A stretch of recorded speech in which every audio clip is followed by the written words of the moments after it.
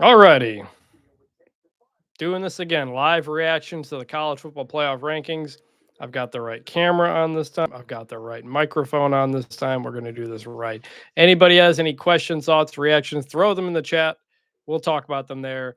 The ESPN show is starting up right now. Usually they get through the rankings in about 15 to 20 minutes. So I figure we'll do this for about 20 minutes to a half hour like we did last time. Appreciate everybody who was here last week. Enjoyed just kind of doing this and trying it out and see how it goes because the Athletic didn't want to do a live show Tuesday night. So I figured I might as well and see how that goes. So ESPN show is starting up here. We'll get to these rankings. I am most interested in what happens with Indiana. Is Boise State in the number 4 spot? And also, how high up is Army? Because we're not really talking enough about what happens if Army beats Notre Dame. If they do, they could really throw a wrench into a lot of things that might possibly keep the Big 12 out. If we have a 3-loss Big 12 champion in an undefeated Army, like Army could get that spot and Boise State as well. So we will see. But I gotta say, I've never seen the rankings this difficult before as someone who ranks 134 teams every week. Like getting the top 15 has never been this hard. Outside of the top 15 has actually been pretty easy, but the top 15 is really impossible right now. Like, what do you do with Texas? I think if Texas loses to Texas A&M, they probably shouldn't be in the field. And it's not a conversation we're really having yet. My co-host on Until Saturday, David Ubben, thinks Texas is fine. I'm not so sure because if they have 2 losses and no good wins, what are they? So, all right, they're starting up here for the rankings.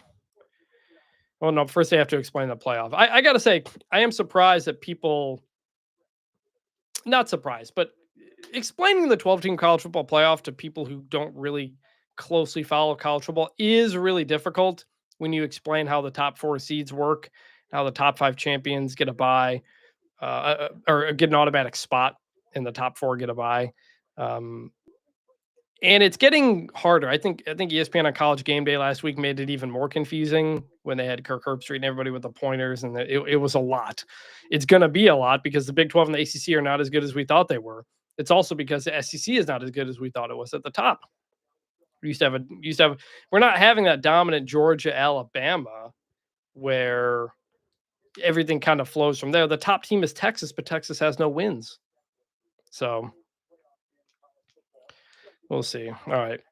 About 5 minutes in, we have not gotten these rankings yet. By the way, if anybody else has any questions or thoughts or anything, throw them in the chat. We'll react as they go. Speaking of Texas A&M, I did get credentialed to that game. So I'll be driving down to College Station in a couple of weeks. That should be a lot of fun. That really is the big game of that final rivalry weekend. It's not Michigan, Ohio State. Like all the big national media are going to that game at Texas A&M. Hotels are hard to come by. I will be staying up in Waco, about an hour and a half away. But yeah, so as we get into the rankings here, I want to know where Indiana is, and that's the big one because we're kind of waiting. If Indiana wins, they're in. If Indiana wins, they might be number 1 in the country. If they lose, how badly do they lose? Can they fall out? Because they don't have good wins, and it's true. It's a difficult conversation to say. I do think it's interesting that became the big SEC talking point this week and last week. Once Georgia was looking on the outside, suddenly everybody jumped up. Indiana went from being, hey, one of the best stories in the sport. We love Indiana. We love Kurt Signetti. Then it went to, no, Indiana's played nobody. They shouldn't be in the field, blah, blah, blah. And so it's kind of an annoying conversation to say because Indiana hasn't even played Ohio State yet. Like, let's have Ohio State play Indiana, see how Indiana does, and we'll go from there.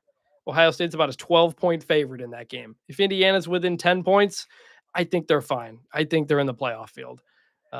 If they lose 56-7, then maybe not so much. You know, for what everyone says about Penn State, they did play Ohio State to a 1-score game.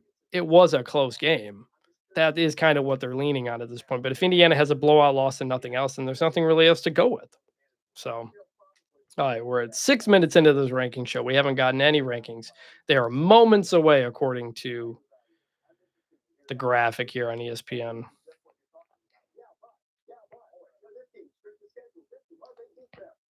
But it is a real mess to having. Who would have imagined we would have an Indiana who's 10-0 and hasn't played like any of the top 6 teams in the Big 10? Like that is a fair case, but that's what conference realignment has done. It's messed up the CFP, it's messed up a lot of things. Tyler asking, can you talk about the scenario in which the Big 12 gets left out? That would be a 3-loss Big 12 champion and then an undefeated Army in Boise State also wins out. That would give Boise State and Army ranked higher than the Big 12 champion. It's a long shot. I just think it's not impossible. So keep an eye on that. All right, we got the rankings coming out now. Illinois, 25 back in there. Number 24, UNLV is back in there as well. I had UNLV at number 25 in my rankings. They don't have many great wins at this point. Because they've lost to Syracuse and Boise State, but that's a top 25 win for Boise State now. That's going to help them. Number 23, Missouri. I kept them in as well after that last second loss at South Carolina. 22, Iowa State. Wow. That is a big jump up for an Iowa State team that just beat Cincinnati. That is high. I don't think I did not have Iowa State in my top 25. I have Iowa State down at, oh no, actually I did. No, I lied. I have Iowa State at 23. So I guess that is a good call. 21, Arizona State. Yes, that is a good call. I had Arizona State up to 20. They're 8-2, and that one loss was to Cincinnati without Sam Levitt at quarterback. Like that's an excusable loss. So BYU Arizona State this week is huge. Biggest game in the Big 12. One of the probably maybe the second biggest game of the entire weekend is Arizona State BYU, just behind that Ohio State Indiana game. Man, Kenny Dillingham, he has done one heck of a job there. I gotta say, in year 2, turning around a 3-9 team. All right, number 20, Tulane. Good call. I have Tulane in there as well. I had him at 22, but I had him behind, who we haven't seen yet, Kansas State, because Kansas State beat Tulane. Forget about that. Tulane has been rolling, by the way. When they number 19 Army, it's going to be Army Tulane in the American Championship. Do not overlook Tulane in that game. My midseason pick to win the American was Tulane because it became pretty clear that they had figured things out, and they have been rolling folks in the American right now. And they just did that 35-0 to Navy. All right, number 18, South Carolina. Number 17, Clemson. I think I have Clemson a little bit lower. I have South Carolina ahead of Clemson because Clemson hasn't beat anybody. Like they just haven't. Number 16, Colorado. I agree with that. I've got Colorado at number 16 in my rankings as well. Yeah, Colorado, man. They're just a real solid team. Cannot speak highly enough of what they're doing defensively. Robert Livingston taking over there. They're legit like average now in the trenches. Like they were horrible before, and that has really been a huge part, along with obviously Travis Hunter and Shooter Sanders, two of the best players in the country. Number 15, Texas A&M. I would agree with that. I've got them in. Number 14, BYU. So BYU drops far. They drop 8 spots after that loss to Kansas. For all the talk about BYU kind of escaping with some wins, they kind of blew that game themselves with the pooch punt mistake that led to the winning Kansas touchdown. BYU, I think, it's tough. They haven't played great, but you've got the wins over SMU. You've got the wins over Kansas State. I had BYU at number 11. I still have them ahead of SMU because, again, BYU beat SMU at SMU. Yes, I know SMU is still working out its quarterback situation, but they're both 9-1 and BYU won. I think BYU should still be ahead of SMU, although it probably doesn't really matter at this point. And there it is, number 13, SMU. I don't get this. BYU beat SMU. Just switch them. 13 SMU, 14 BYU in the CFP rankings. I don't get it. Like, what is it? Like, it's not always, it doesn't always have to be head to head determining everything. But when you're back to back, I don't understand how you could put SMU ahead of BYU right now.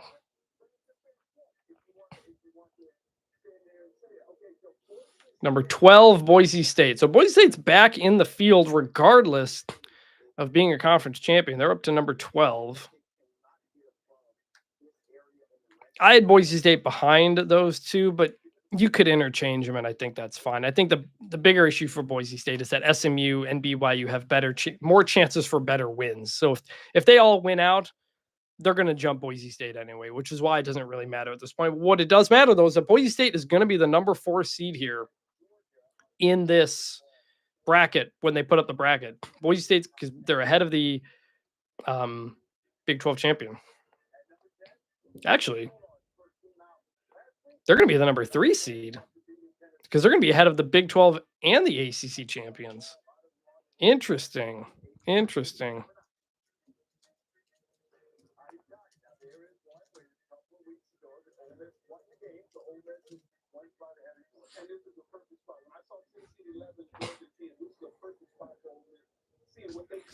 Number 10, Georgia. Number 9, Ole Miss. Oh, wait, I forgot about Miami. Wait a minute. Why is Miami at 8? 10 Georgia, 9 Ole Miss, 8 Miami. I'd forgotten about Miami. Why is Miami 8? Number 7, Alabama. I had that same order: Alabama, then Ole Miss, then Georgia. But I don't.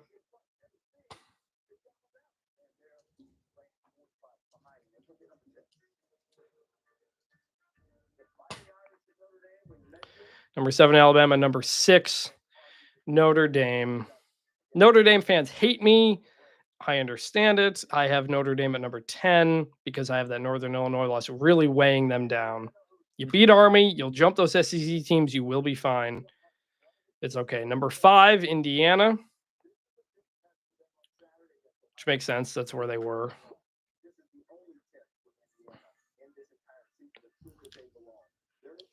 I don't understand how you can put Miami. How is Miami number 8? How do you SMU that far behind them? For one, SMU should be ahead of Miami. At Miami's best win, Louisville, one of their best wins, Louisville, they just lost to Stanford. They lost to Georgia Tech. SMU lost to BYU, which is still a top 15 team.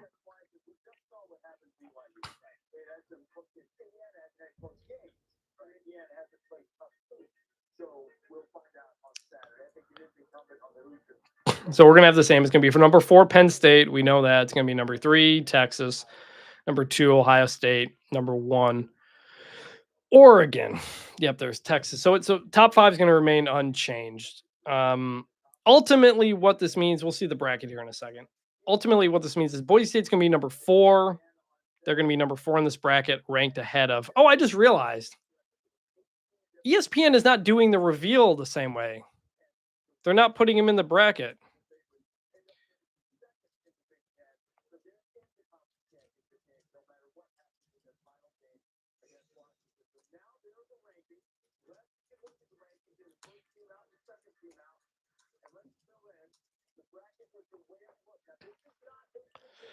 So ESPN changed how they reveal the rankings. Remember, when they were doing the top 14, they were doing the bracket and the rankings at the same time. Now they're doing just the rankings, and then they're jumping to the bracket, and they're putting the 5 conference champions in right away. So it's 1 Oregon, 2 Texas, 3 Miami, 4 Boise State, 12 BYU. It's an interesting way that ESPN is doing it differently now. I had no problem with the way they were doing it. Like, did anybody else? I thought that doing the bracket and the ranking at the same time, to me, I followed it. Maybe most people couldn't follow it. Clearly, that's a decision by ESPN that people were not following how they were doing it. So they're doing rankings first and then plugging that into the bracket. Then they did the 5 conference champs at once, then 5 through 8 at once. So we know who's hosting the games. It's 5 Ohio State, 6 Penn State, 7 Indiana, 8 Notre Dame. Those are all hosting. And then they jump to the 9 through 11 So it's an interesting bracket. You got 5-12 Ohio State BYU. You got 8-9 Notre Dame Alabama. You got 6-11 Penn State Georgia. You got 7-10 Indiana Ole Miss. Yeah, Eric says, I think they made the delineation because it's the first year. This whole thing must be maddening for a casual fan to try and follow. It is. I can tell you, people who have not been paying attention week in and week out still don't understand how the bracket works. They do need to explain it. That's why they've been trying. So back in the spring, the CFP had a meeting here in Dallas, and some of us media were there to cover it, talk to the commissioners, whatever. And then afterward, they invited some of us in to show us how the bracket worked again. I mean, we know, but they've been trying to explain it over and over. And they asked the media, like, you guys need to help explain to people how this bracket is going to work because it is a little bit weird. Um, and as we get closer and closer, they're going to have to explain it more and more. But it's interesting that ESPN did it in a different way. Clearly, they thought doing bracket and top 14 at the same time was too confusing for people, and maybe it was. I liked it, but I guess I was in the minority on that one. Josh says, if Boise State ends up being a 4 seed in a 12-team bracket at the end of the year, best believe off season for 2026 there will be big changes ahead. I think we're getting there anyway. As much as I don't like it, we know that the Big Ten and the SEC have pushed for the idea of the 16-team field, the automatic bids for certain conferences, for a few reasons. And look, like, there's a reason right now that kind of would work for all the conferences. If you're the Big Ten, the SEC, especially the SEC, you'd get more teams in the field because the first team out right now is Tennessee. They'd be in the field with a 16-team field. And then the other part was, hey, give 2 bids to the Big 12 and the ACC. They're only getting 1 bid in this bracket, and they're probably only getting 1 bid this year. So a guaranteed 2 bids is a pretty big carrot to hand to them. And then the other part is you take it out of the hands of the committee because you're doing conference standings to determine who gets in the field, not the committee. And based on how difficult this has been, that's why people are kind of trying to do it. So I'm curious, did you guys like how ESPN revealed it this time? I think this may work, doing the rankings first and then doing the bracket, because it is a bit confusing. Legend Sports Guy 1 says, who is Bama's best win besides Georgia? Let me just pull up the schedule so I don't have to remember everything off the top of my head. I mean, the Georgia one's pretty good. South Carolina is a good one. That's a top 20, 25 win at this point. And Missouri is a top 25 win, a 34-0 shutouts. That's 3 top 25 wins Alabama's got. I have of that bunched up SEC group, I also had Alabama ahead of Georgia, ahead of Ole Miss, and that's why they beat Georgia, they beat South Carolina, they beat Missouri, shut them out, and the Tennessee loss was a 1-score loss. Yes, the Vanderbilt loss, what it was, but Ole Miss's loss to Kentucky is worse than Alabama's loss to Vanderbilt. So Alabama being the highest part of that group, I have no real problem with. And it's not LSU, because obviously LSU is not ranked anymore. But Bama's got pretty good wins. They got 34-0 over Missouri. They beat Georgia, beat South Carolina. The South Carolina game, we didn't think it was a good win at the time because South Carolina was not what it was. I remember I was at Texas, Oklahoma. I was at the Red River Cotton Bowl in the press box, and we were watching that game, and Alabama almost blew it. But look, they almost blew it. They almost lost it. That is now a top 25 win, though. It's a good win. Ole Miss's worst loss is LSU. No, it's not. It's Kentucky. Kentucky is a much worse loss. That's a 4-6 Kentucky team right now. Vanderbilt beat Kentucky. That is a much better.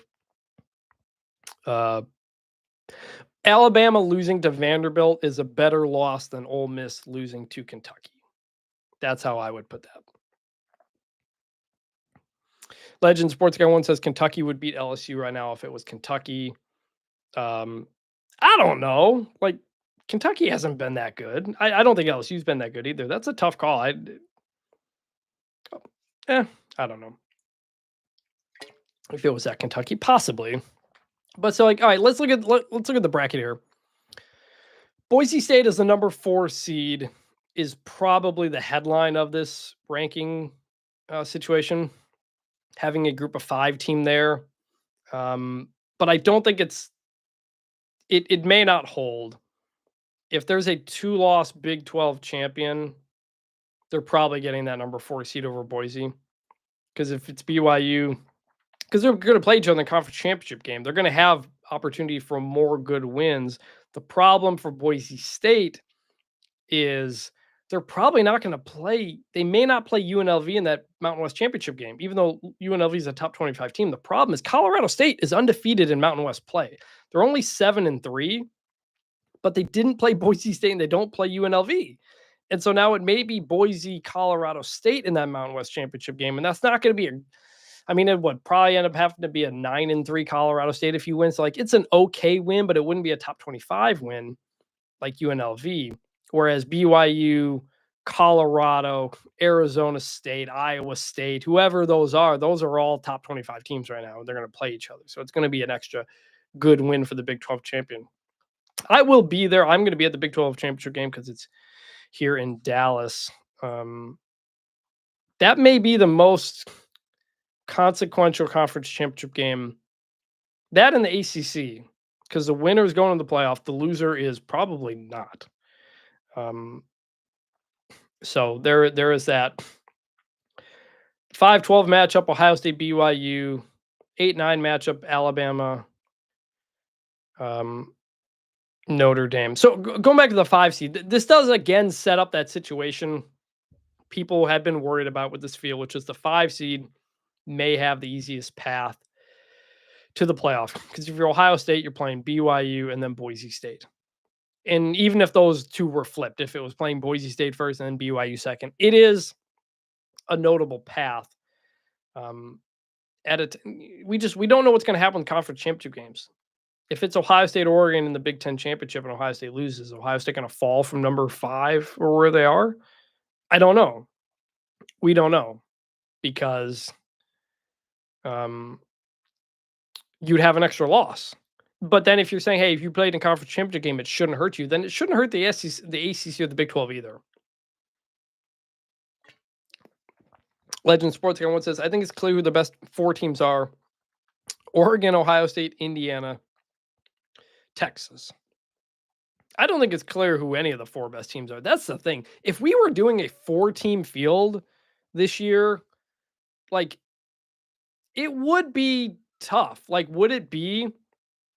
I mean, we'd have conference championship games still to play, but if it was Oregon, Ohio State, Texas, Penn State, just pretend the conference championship games don't happen. You could make, again, like you can make the case for like Georgia and Alabama over Texas right now. Texas lost to Georgia pretty handily. I was there, and they don't have any good wins. 14 field would have been weird too, but back then maybe we just say 1 loss and you're good. Maybe that's kind of how we looked at it too much at the time. But the problem is conference expansion has made these schedules so uneven. That's the biggest problem.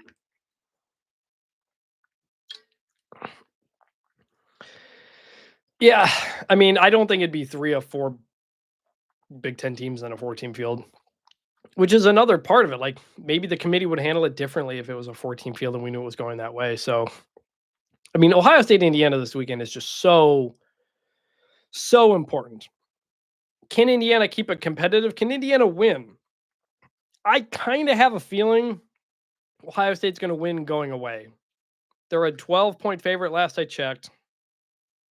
I kind of feel like that's going to be my pick because I can't get out of my head what Michigan's defense did to Indiana in that second half 2 weeks ago or a week ago when they held Indiana to like 1 yard per play. Like that Michigan defense is full of NFL players. They really shut down that Indiana offense. Ohio State is full of NFL players on both sides of the ball. And at some point that talent just wins out. I think it's very possible, especially because it's in Columbus. I think it's very possible that Ohio State wins that game going away. And if they do, I don't know what's going to happen in Indiana. Like, that's going to be a really, really tough call. It's going to be really, really unfortunate because I do think they're a good team. So that is obviously the big game we're watching. And then BYU, Arizona State. Huge, huge implications for the Big 12 championship. I think the loser's probably out of the field at that point. So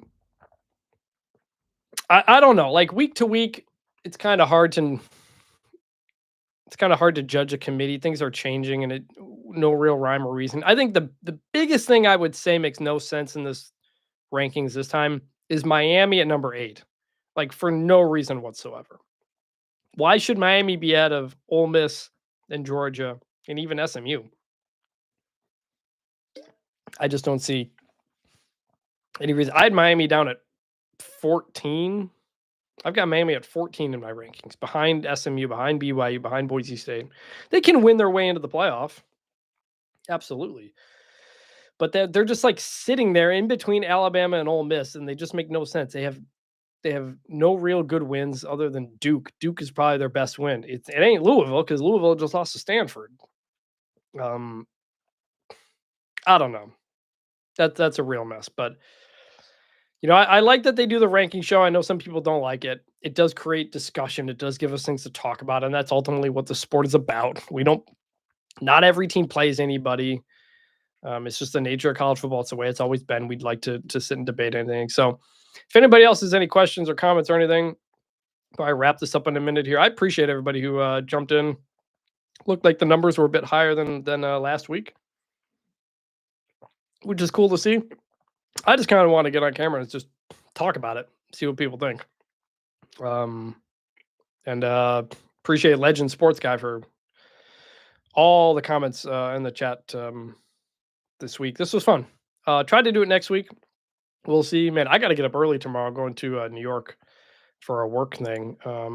But there we go. Those are the rankings for November 19th. We'll see what happens in another big weekend of college football. Appreciate everybody. If you haven't yet, like, subscribe to the channel. I'm trying to add some subscribers, put some stuff up there. I got a bunch of shorts up there, clips we're doing from until Saturday. So we're trying to kind of grow this thing and see how it goes. So if you haven't yet, please subscribe to the channel. And appreciate everybody who was a part of this. So we will probably see you guys next week.